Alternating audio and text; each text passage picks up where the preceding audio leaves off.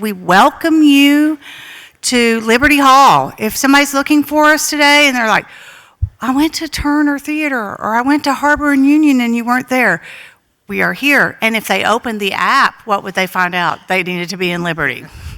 They needed to be in Liberty. So we're going to get started. We'll be doing our breakfast with the mayors in a few minutes. But we're going to start with something. You can see this banner on the podium here. In 2020, the city of Franklin was honored to be named one of 10 All-America cities by the National Civic League. We're the only city in Tennessee since 1969 to earn that honor. And we were so glad. That was in the pandemic. If anybody remember 2020 was the pandemic? Loads of fun. Everything done by Zoom. Instead of a big conference, we got to do that by Zoom, do our presentation, do the award ceremony by Zoom. And we worked all along with Rebecca Trout, who is here from the National Civic League, and she runs the All-America Cities program. So we met for the first time last night, although we've been Zooming for 6 years. We met for the first time. And so we never got to have our kind of presentation in person from 2020, but we also thought it was a great time to acquaint some of the other cities who are here about the National Civic League program and the All-America Cities. And so I want to invite Rebecca to come up and tell us a little bit about National Civic League and the All-America Cities program. Thank you, Mindy. Good morning, everyone. Thank you so much for having me. As Mindy mentioned, my name is Rebecca Trout, and I direct the National Civic League's All-America City Award. And first was introduced to Franklin, Tennessee when they applied to be an All-America City way back in 2020. So I'm so thrilled to finally be here in person. As Mindy mentioned, you might remember there was a little thing called the pandemic that happened. And so Franklin's participation in that award year looked a little different than normal. But we persevered. The communities that year were incredibly resilient and incredibly creative. And so we still were able to recognize our communities that year. So for those of you a little bit less familiar with the All-America City Award and the National Civic League, the National Civic League was founded in 1894 by a group of civic reformers. You might remember Theodore Roosevelt and Louis Brandeis, and it was all about kind of professionalizing local government, getting corruption and pay-to-play out. We introduced the city manager form of government into existence, and then have evolved over the years to really focus on civic engagement and getting all of a community's resources, their stakeholders, their residents involved in more deliberative democracy practices, so that there's a lot more buy-in when decisions need to be made. And that is really sort of the encapsulation of the All-America City Award. So the All-America City Award is the country's oldest and most prestigious civic engagement recognition. We've been giving it out. Last year was our 75th year anniversary. Over 500 communities have been awarded at this point. And so while it was virtual, Franklin still managed to show its strength, and the magic of this community showed through back in 2020. We are always focused on civic engagement and collaborative problem solving, but each year we have a different theme. And the theme is based on whatever is going on in the country at that time, what communities are grappling with. So fittingly, we were focused on health and well-being in 2020. And so the city and Franklin Tomorrow put together a really extensive application based on their efforts around this theme. So it was focused on Get Fit Franklin, the On the Table program, and then I think my personal favorite and showstopper, the Fuller Story.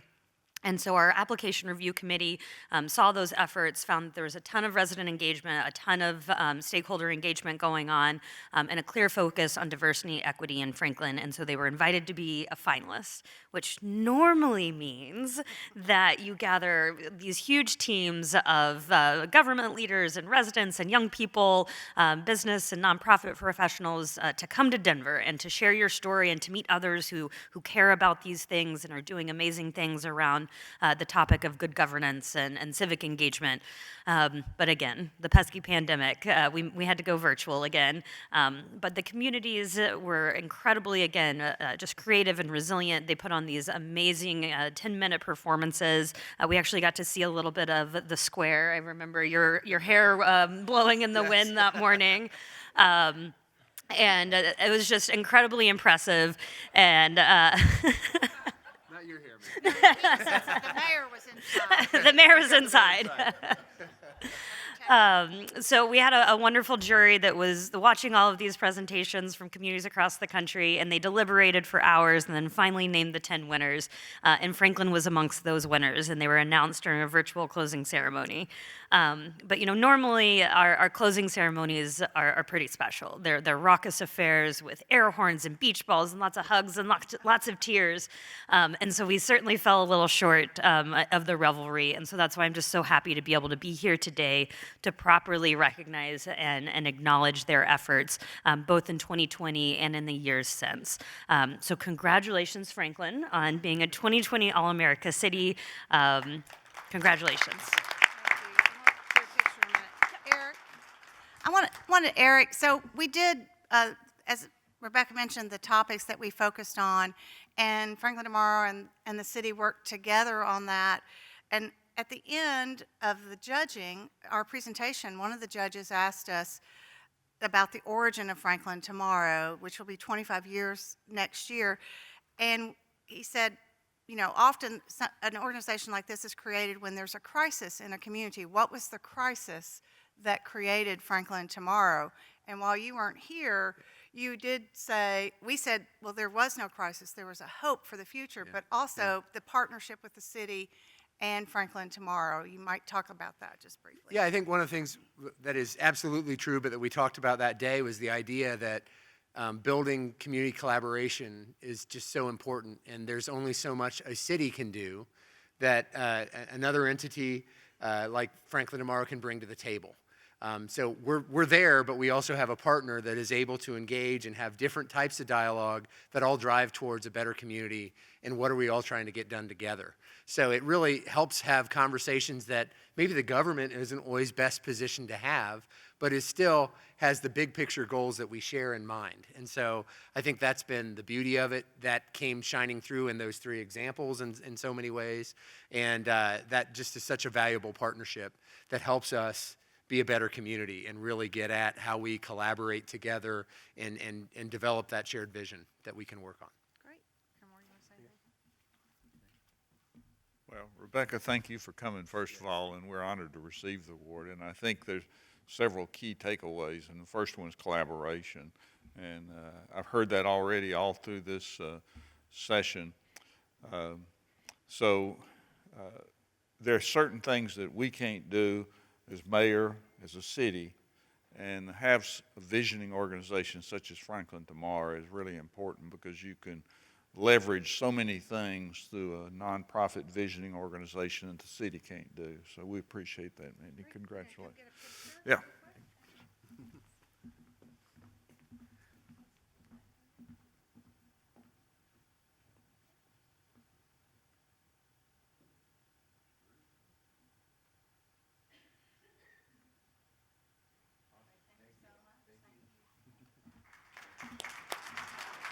Thank you, Rebecca. Appreciate it so much. Okay, so I know Mayor Mulder is here from Columbia, and Mayor Brainerd, if you'll come on up. Gallatin Mayor Paige Brown is on her way, and I think y'all probably heard this story before. She's tied up in traffic.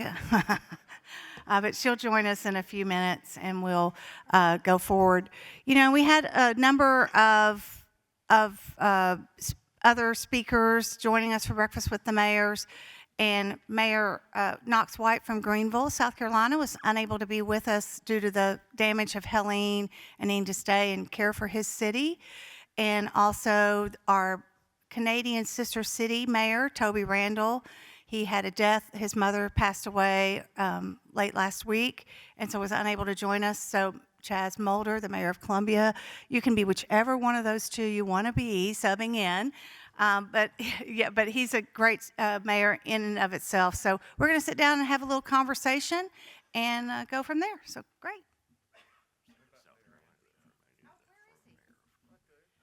Oh, Rogers, the big mayor, Rogers Anderson, our Williamson County mayor, come on up too. I forgot he was here. Sorry. My bad. Just tell us what to do here.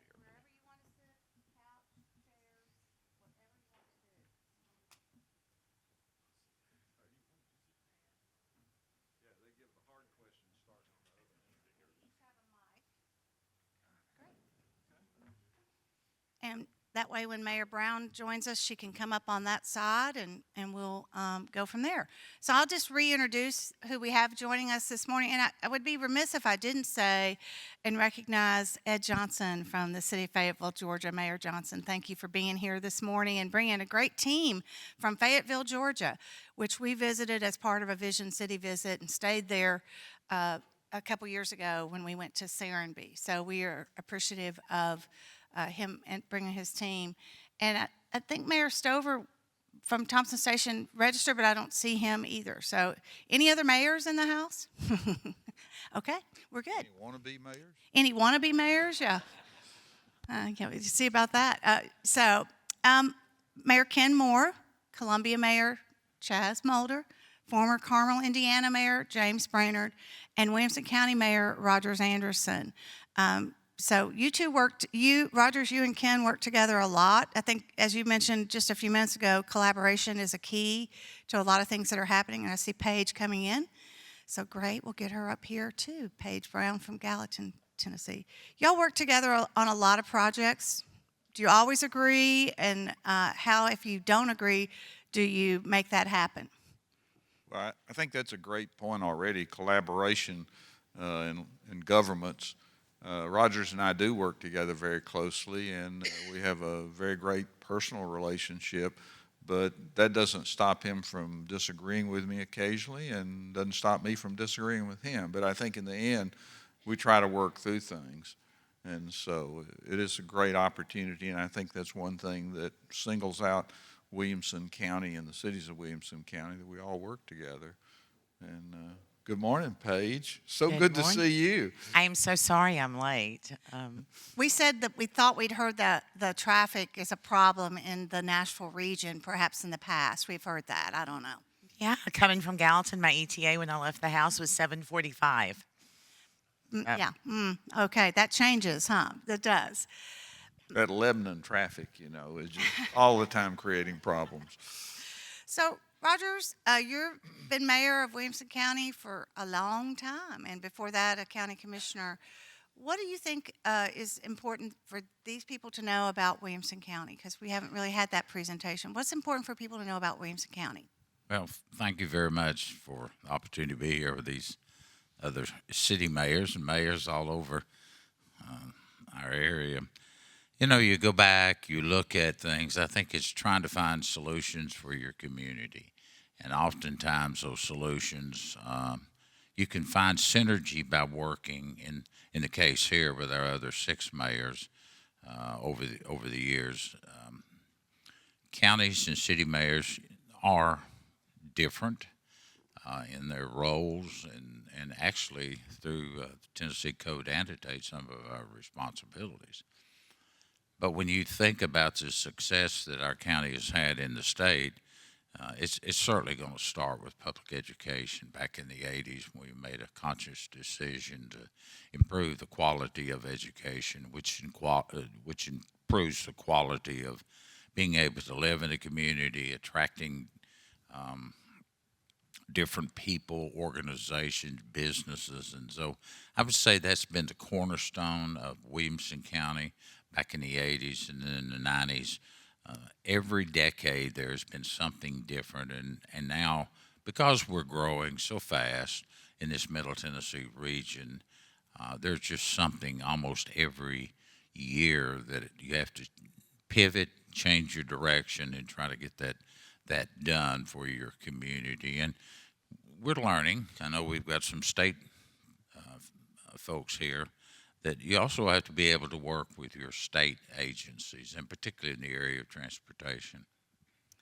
So I would love for, because this is sort of a new group for hearing about these cities, Chaz, tell us a little bit about Columbia and what's going on there and how it's growing or what's happening there. Well, first of all, Mindy, thank you for having me. And if you didn't notice, I was a late add-on, but I'm proud to be a late add-on. If you don't know about Columbia, Tennessee, we are about 25 to 30 miles south of where we're sitting right now. It took me an hour and 5 minutes to get here during rush hour traffic that in a non-rush hour setting it'd probably take 25 to 30 minutes. One thing I will say, I was elected 6 years ago, and when I first got elected, I had the good advice to latch on to some of the mayors that are well known and well respected.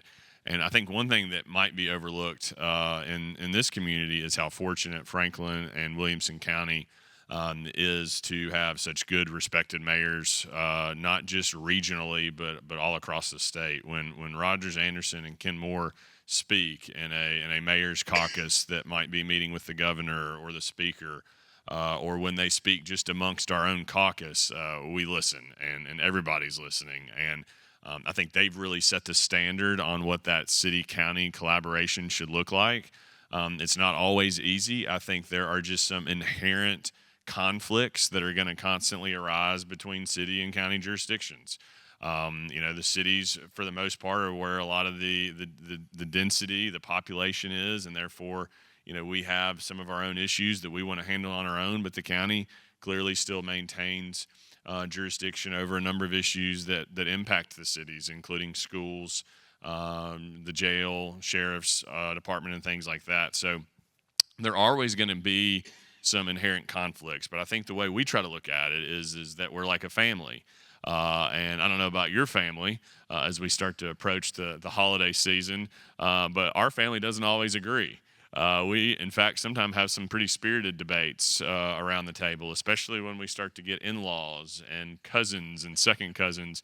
But what we do agree on is that we love each other and that we're a family and that we have sort of a same goal that is united. And I think that's sort of the approach that you have to look at when you have city and county relationships. What makes it more complicated, perhaps, at least in Columbia and Maury County, is, it's one thing for the mayors to get along. And I happen to have a good relationship with our current county mayor, Sheila Butt. Prior to that, Andy Ogles, who's now a congressman. But it's sometimes our commissions and councils that might not have that same level of respect amongst colleagues on the other side as the mayors generally try to sort of stay above that. Because I think our communities want to see collaboration, cooperation, relationships between city and county government. And again, I'll end on where I started. I think you have that here, and that's something that really, from our perspective, we aspire to be. I can't not also mention, though, what Rogers pointed out regarding the schools and the investment that the county made here 30 plus years ago, because I happen to believe that really so goes your public schools, the success of the public schools, the reputation of your public schools, so goes in a lot of ways the success of your community, the quality of your growth, the attraction of businesses, and maintaining that quality of life that we want. And I think that's something that Williamson County really got right many, many decades ago, that it is still reaping the rewards from that today. So thank you for letting me be here today. I'm happy to represent and carry the banner for the city of Columbia, Tennessee, but I'm also happy to be on the stage with mayors who I respect greatly, including Mayor Brown. I'm proud. Normally, I'm the one rolling in late because we're having to go all the way into Nashville, and she's on time. But today, since we were a little bit closer to my home, she gets to be the one late. So Thank you. I'm Thank proud you not for to carry grace. that flag today. So, Paige, tell us a little bit about Gallatin, which is to the north of Nashville, but a thriving city for a long, long time, and some of the challenges and what you're facing in Gallatin, but also the benefits. Yeah, I think what I would say is, well, we're a small city, a lot of parallels to Franklin. We were actually founded in 1802. I always say we're a lot like Franklin, but we have a lake, and so we're on the Cumberland River and Old Hickory Lake, and that is an appeal for us. I want you all to know that cities like Columbia and Gallatin follow Franklin's lead. You're about twice our size, and we have learned so much by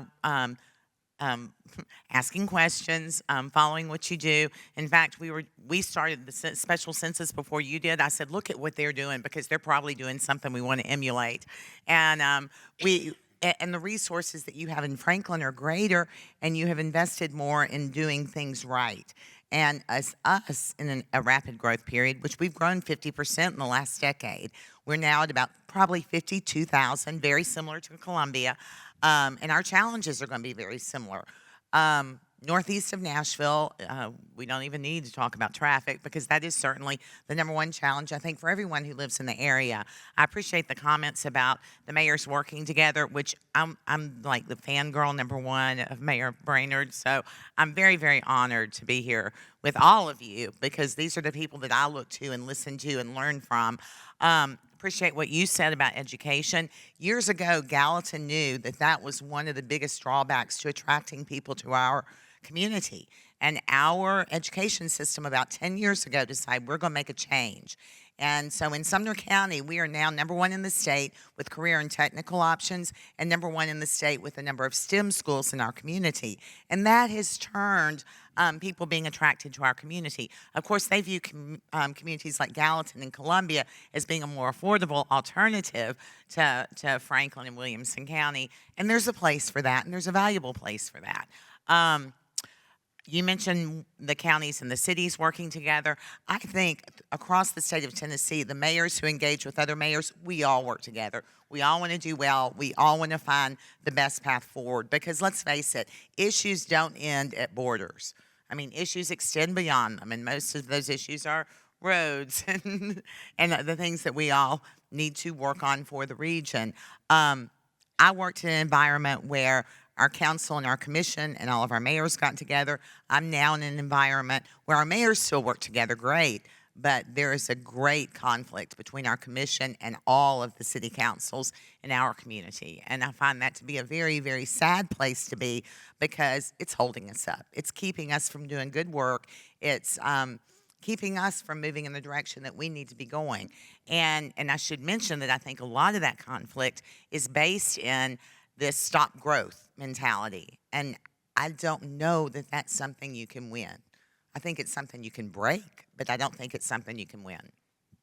Great, thank you so much. And we'll dive a little bit more into some of those issues too. Former Carmel, Indiana Mayor James Brainerd, you're responsible for that city being named number one on so many lists, I think, because of your leadership during the more than 20 years that you were mayor there. And just so you know, if you updated your app this morning or yesterday, Mayor Brainerd will be doing a presentation this afternoon. We've fit that in there. We'll be doing a presentation at 4 o'clock, and you will want to be here.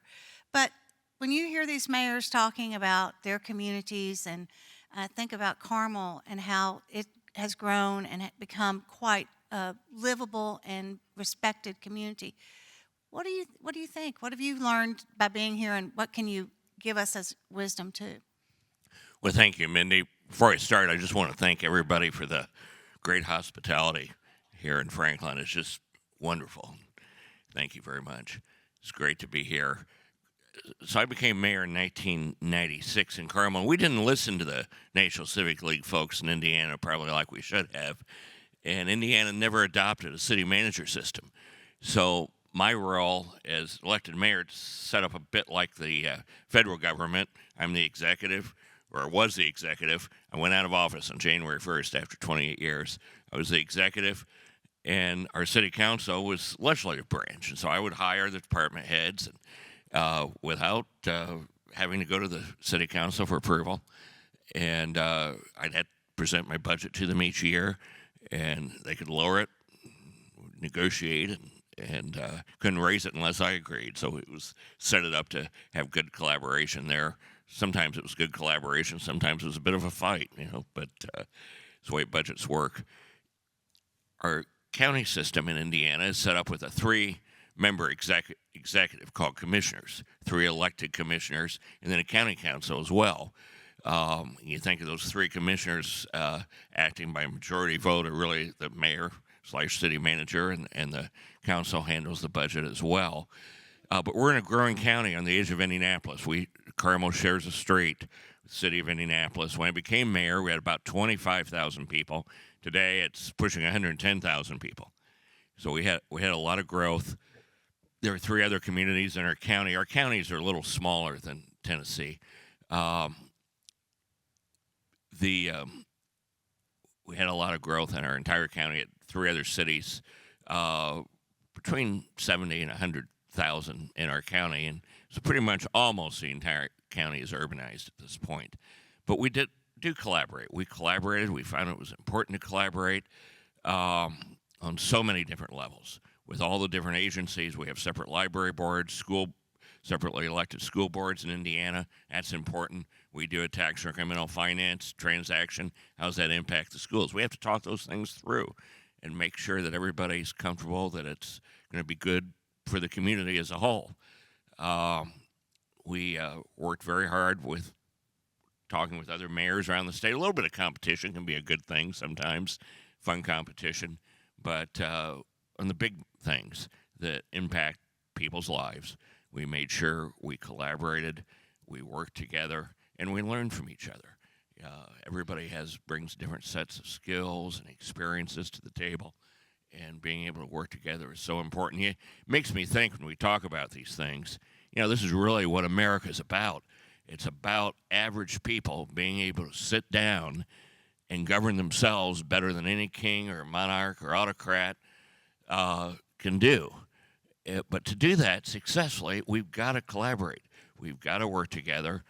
And some days I think all those old aristocrats and kings that were around the 1770s and 80s that thought our experiment would never work laugh, and say, well, we told you so.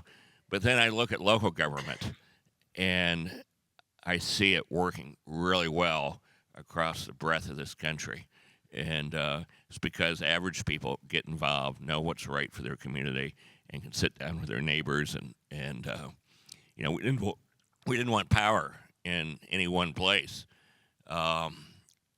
Particularly Andrew Jackson, your president from Lebanon, wasn't it? From Nashville. Yeah. I thought the Hermitage was in Lebanon. Is that right? Close. I remember community seeing it named as a little Hermitage. kid. My parents took me there. It's been a long time.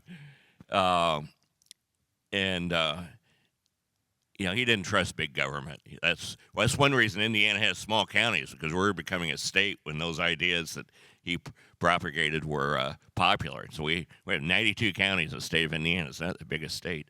But the whole idea was, we didn't trust big governments. We had lots of little entities. But for that to work, we're not centralized. For that to work, we've really got to collaborate and get along with each other. So, Mayor Moore and Mayor Mulder are both part-time mayors, is that correct? Because, Chaz, don't you still try to practice law in Columbia? Yeah, I'm trying to figure out what the term part-time mayor means. The mayor of Columbia has an annual salary of $8,500. Woo. And it is designed, to your point, Mayor. We are a city manager form of government, and I know the Franklin, y'all call him the city administrator here, is that right, Ken? The city administrator, city manager. The way I've always sort of likened that to is the mayor serves as the chairman of the board for the board that is city council, and the city manager is the CEO and sort of serves the day-to-day executive function, hires department heads, and that works. Now that does create a challenge because oftentimes the mayor, even though it is a ceremonial position, I do happen to serve on the city council and I am one vote on the city council. The mayor, as the ceremonial title, sort of gets the Mayor, my garbage didn't get picked up today. Well, normally when that happens, I have to email the city manager, who then has to email the director of public works, who then has to email the sanitation supervisor, and then about 3 rungs later, we'll make sure that garbage gets picked up. But it does create challenges, although I happen to believe that it does also create some efficiencies, and I like the system and the way that it's set up, and I do think that it could be one that could be looked at long term, particularly as your cities get larger. I believe a little known trivia that Fort Worth, Texas is the largest city in the country that has a city manager form of government. And I would find that to be very challenging for the mayor of Fort Worth for a city of that size. But I do think as the cities get larger, it does sort of create some additional challenges to have that layer.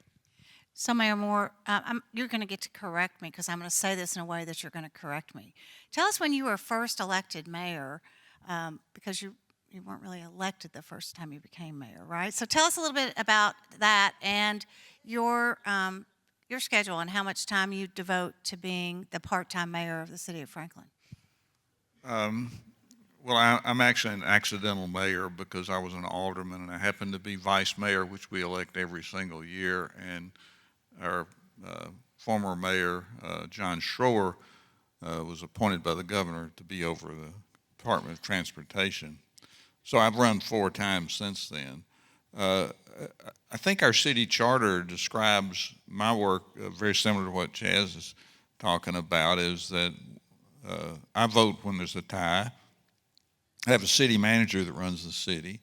Our charter says I should report to the city on an annual basis what's happening in the city, the state of the city, and run the meetings. But I think that what that gives us is great opportunity to have some vision of things that you can do to continue to move your community forward, whatever kind of initiatives you think may be important at that particular time. A lot of it may involve participating in the regional bodies that we're all involved with.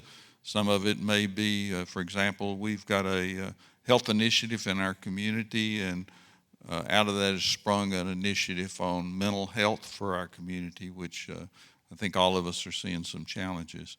I don't know, I think I work just as hard now as I did when I was an orthopedic surgeon, and I'm not complaining about it. I enjoy it. I have a great time. I enjoy interacting with the people. The only problem is I can't put them to sleep anymore. So. Oh, sometimes you do. No, I'm joking. I said, you set me up. You set me up. I had to take it. So, Rogers, you're in a unique position because you were initially could choose whether you were county executive, county mayor. There was the form of government that exists in Williamson County is you work with the county commission, and so just tell people a little bit about that quickly. So the county mayor is a term that we settled on as opposed to the county executive. In some states, they're called judges. Some states, they're called county administrator. But at the end of the day, we chose county mayor mainly because of the people that were moving in here from other parts of the country and from other parts of the United States seemed to know what the mayor did as opposed to a county executive. Now, we still have a few counties across this state. We have 95 counties, and there's still a few that go by county executive. But I believe firmly in the 3 distinct levels of government: the judicial, the legislative, and the executive branch. Oftentimes people see me, they think that I have 100% control over the 24 county commissioners. Well, that's as far as probably Alabama beating Tennessee this weekend. Oh, you had to go there. Your blood is orange, right? It is. And, you know, it's best. I don't sit on the county commission. I don't chair that meeting. I sit on the back row or the front row when I'm moving around, going through 3 or 4 hour meetings. But it's best that I think that you have those separation of powers and let the legislative body do their job and do what they're elected to do by the representation. And it's been a successful model for us. But across this state, most of the county executives / county mayors do run those county commission meetings, and I just my predecessors before me didn't do it. I grew up with that model, and it has worked for us in our county because it does force us to work together with each other. So this conference is in place of us taking Franklin tomorrow, leading a delegation to one of the cities growing like Franklin is, and we've been to. Our first trip was to Carmel, Indiana, and I'll come back to that. We've been to Greenville, South Carolina, Mount Pleasant, South Carolina, near Charleston, Alpharetta, Georgia. Is there anybody from Alpharetta in the room? Okay, I'll just say this, though. Sometimes you go to a place to learn what you don't want to be, maybe. And then we went to Fayetteville and Serenbe one year, and last year we went to Huntsville. But all this started because we went to Carmel. We saw what Carmel, Indiana was doing and how great it was. And we said, we got to go see this. And what was different for us was you didn't really have a historic downtown like we do here in Franklin. You kind of created a downtown. So talk a little bit about the Palladium and just the effort to create that in downtown Carmel. Well, I'll talk a little bit more about this afternoon too, but Mindy's exactly right. We didn't have a downtown. It was a lot of great subdivisions, really good public school system, beautiful library, but no downtown. It had been a little Quaker community. End of World War II, I think it was just around 500 people. So it grew up with, 1.5 blocks of some old beat up stores, but none of the buildings, the Quakers didn't believe in building anything fancy either. So the buildings they built, I apologize to the historic preservationists, but they just weren't worth saving in most cases. We didn't have the beautiful buildings that Franklin had. We didn't have any water in the downtown, didn't have a river. It's flat as a pancake.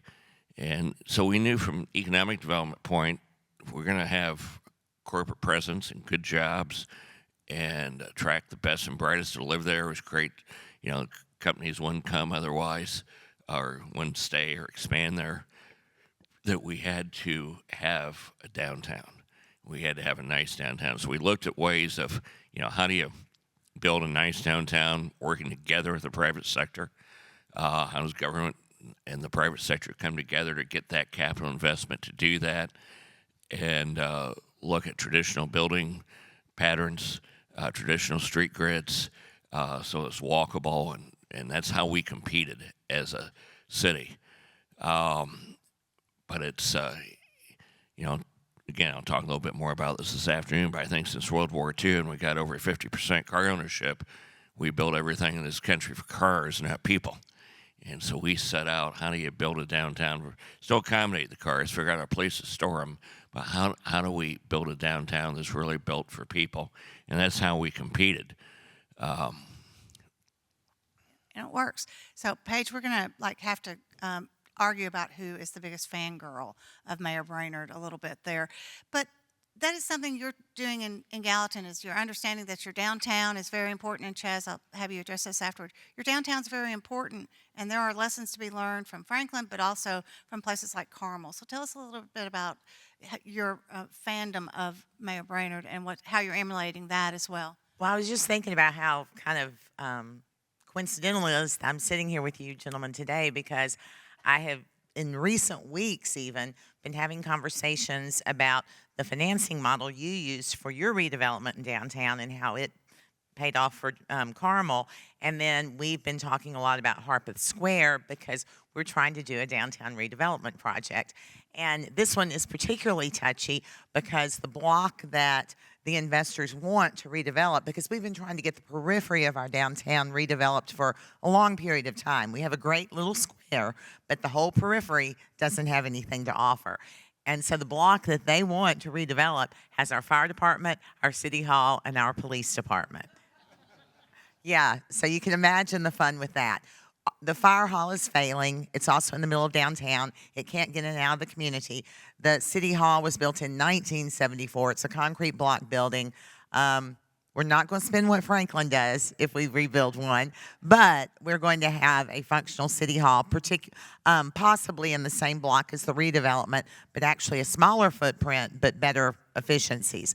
The police department is also way out of date. It was built for a police department that was a quarter of the size it is currently. So we knew that that was somewhere down the road too. So it's not entirely crazy, but trying to figure out how we make the money work to benefit our downtown. It's like I said, much like Harpeth Square, hotel living, and then commercial and services down below. But I follow these. I've never even been to Carmel.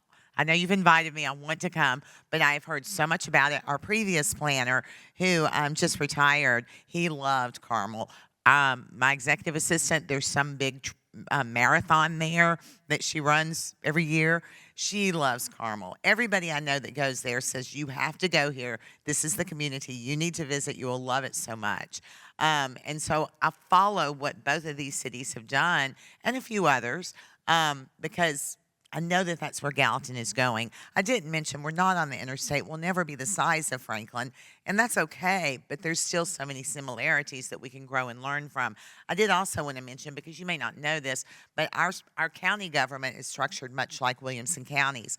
Our city government is structured much like Carmel's is. And there is no part-time mayor who I know personally who works part-time. They're all full-time. Now, the city of Gallatin, I am a full-time mayor, and I think it's kind of double duty, and I really am a fan of a city administrator or a city manager. I think that is really good in the world that we are in, with all the missteps that can be taken if for some reason at one point you lose an experienced mayor, your council, your finance director, your key people. It's hard to find an attorney who is really versed in municipal law. It's hard to find a lot of people that have worked in government. And if you lose all those at one time, which in theory, when I leave, that could very much happen, because everybody's about my age and they're all kind of thinking about retirement. And so I worry about not having that opportunity to hire a professional or already have one in place. So, Chaz, lots happening in downtown Columbia, on the square, around the square. So tell us a little bit Sure. about how you're moving forward. Speaking of city attorney, I think I saw the city attorney for the city of Franklin in the audience this morning. Yes, you I know did. Franklin's very fortunate to have a very Out of Billings. high qualified and city attorney serving here. I think if you were to ask either locals or even visitors who are visiting Columbia, what is one of our greatest assets, I think our historic downtown would be probably at the top of the list for most all of them. It is a major draw. It is a big part of our tourism industry. I mean, we literally have people that will drive down for the day from Nashville if they're visiting, just to come see our historic downtown, something we're very proud of. We've put a lot of work and energy into sort of maintaining that and really letting that be the focus that draws you in, and then allowing us to then tell a bigger story, sending folks to our newly created arts district, which is not far from the downtown square, or sending them out more into our commercial retail corridors while they're there as well. One thing that's happening right now in downtown Columbia is it's a $100 million investment, so it's the largest capital investment in the history of our downtown for a 296 unit apartment complex, which will be a sort of a higher end apartment complex that all of a sudden, you're adding between 425 to 500 additional people that are going to be living in our downtown district, which creates a lot of opportunities for businesses in that downtown area that are already there to flourish. But also opportunities for us to sort of expand the reach of the downtown district, because with that many people downtown, that will, require and demand additional amenities as folks sort of want to have the ability to walk to eat or walk to the grocery store, et cetera. But what we have done in that process is ensure that, we're not just allowing an apartment building to come in one block off of our square and build whatever they want.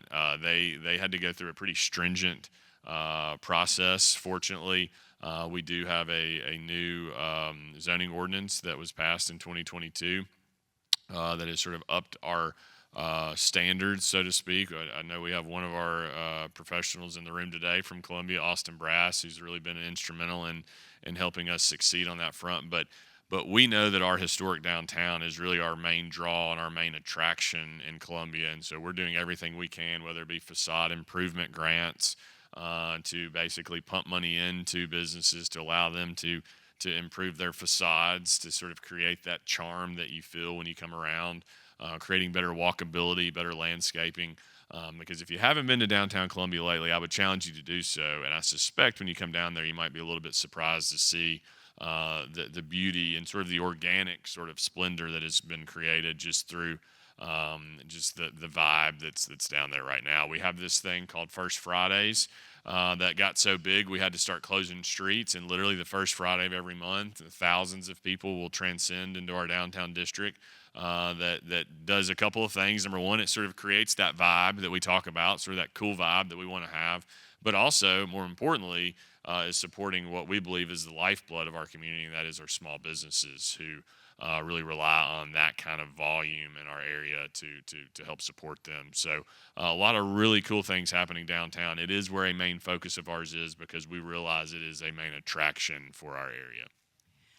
So I see Mary Pierce walking in the door over there, and I know Mary knows that Columbia is a great place. She has done some restorations and work down there as well. And then Nancy Williams, who was our downtown Franklin Main Street director for a number of years, is now a resident of Columbia and a member of your municipal planning commission. That's right. I just saw her last night. She was wearing her MTSU blue. Apparently MTSU had a football game last night. So she was heading there after the planning commission. Hopefully the Blue Raiders won. I don't know. Does anybody know? Did MTSU win? Yep. No, we don't know. Okay. Anyway, Nancy is great, and we feel very fortunate. Nancy and her husband Mike, who they used to live in Franklin, they now live in our downtown district, and having someone like Nancy living in Columbia, Tennessee, has been a value add for our community for sure. Well, it's great. Thank you. So we're going to end a little early because who has to drive to Nashville now for a meeting? Yeah, so they have to drive to Nashville, and it might take them a little longer than that. That will also give each of you a chance to visit the project platform over here before, and the restrooms are right outside the door here because we are going to be doing the mobile workshops, and we need to be loaded up and leaving for those at 10 o'clock. If you're going on one of the bus tours, we need to be loaded up outside here on this side of the building. There's a bus ramp area. And unless someone corrects me, that's what we're going to do. So they've got a few minutes maybe, but we are going to break for this session. And so we'll see you back, take a little break, and get you on the buses by 10 a.m. So thank you so much. Oh, yeah, go ahead. Yeah, I need to say one quick thing. In the spirit of collaboration with all these fellow mayors, I hear that there's a problem with City Hall in Gallatin, and we're willing to give you our City Hall. So we know it needs to be torn down, but you can move it to Gallatin. So. Welcome to it, that 1970 shopping mall. So we're going to hear some more things about what's happening, I think, in Columbia this afternoon when we have a session on expanding the vision, Adam Balish from Boyle. So we got an opportunity to hear about some other things happening in these communities as we go forward this afternoon. But please thank these mayors for making the effort to be here and sharing their stories.